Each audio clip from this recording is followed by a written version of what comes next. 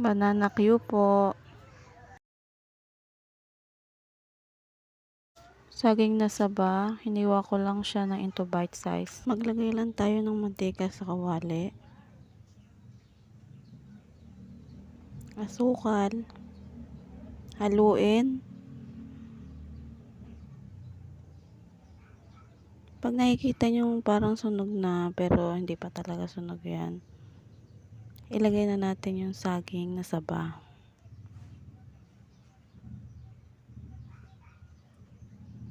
Halu-haluin lang hanggang sa magsama-sama sila.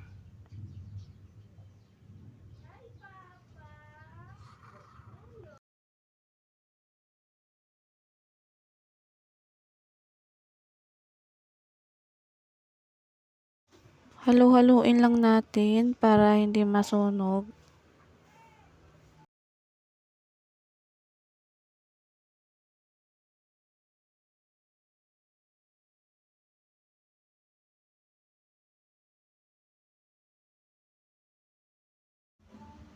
Konti na lang, pwede na yan. Haluin lang.